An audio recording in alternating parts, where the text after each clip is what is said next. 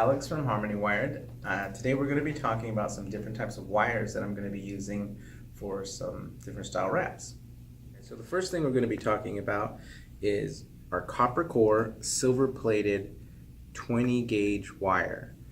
Gauging works, the higher number it is, the thinner the wire is. So that a 28 gauge wire would be a lot thinner than our 20 gauge, and the 18 gauge would obviously be heavier.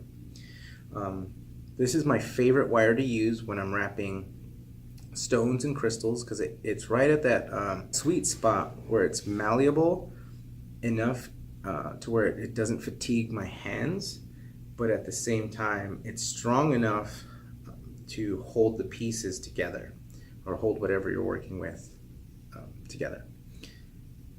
The downfall to this wire is that with your body sweat or with water, there's a thin coating of protection over the silver plating, and water, sun, it breaks that coating.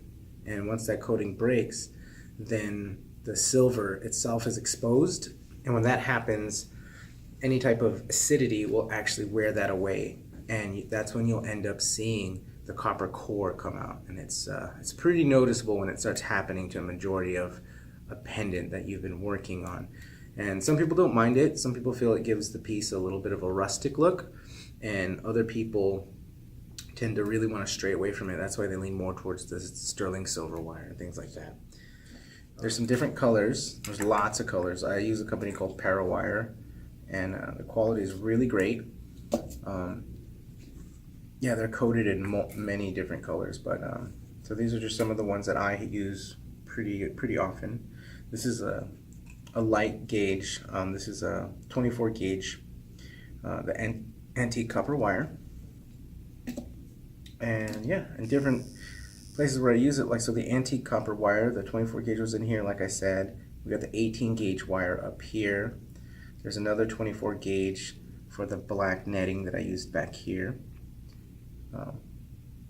There's that. And then an example of a 20 gauge, the silver plated wire is here. Another thing with the silver plating, this scratch that I have on this piece right here that I've done, I accidentally did with my pliers. In that scratch you can see a little bit of the copper color from the core coming out and showing.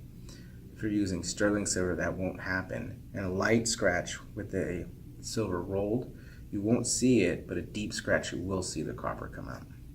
So there's a next level, the mid-grade silver wire that I use.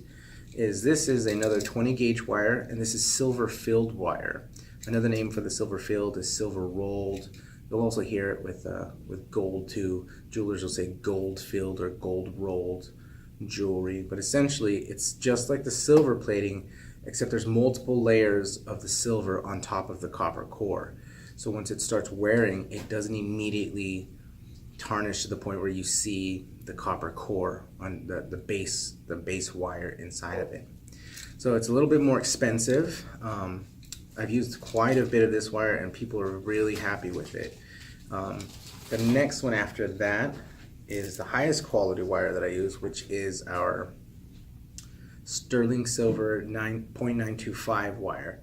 This one right here, it's silver all the way through, so it'll never wear. It does tarnish, it does change colors with oxidation, but to clean that up, you can get a polishing rag, and that'll clean it up pretty easily. If you're working with some really heavy and old silver, you might want to have some polisher with it, some silver cleaner to help with that process. The next wire I'm talking about is square bare copper wire. This one here has been acid treated, so it ends up having this antique look to it. So this is an antique copper wire. I really like using this. There's a couple little tricks you can do to it to actually kind of change the look of it. Some people can like to order twisted wire, but you can actually make twisted wire with your square wire if you just grab it and start turning it. You can make a real tight twist, or you can make a real soft twist. So it's really kind of like dealer's choice at that point. But I like the option of being able to do that with this wire on pieces. This pendant here is a perfect example of that, where it's twisted up here in the center. And on the side view there, you can see it's actually, I left it flat, the same as with this, the tie at the bail up here, that's flat as well.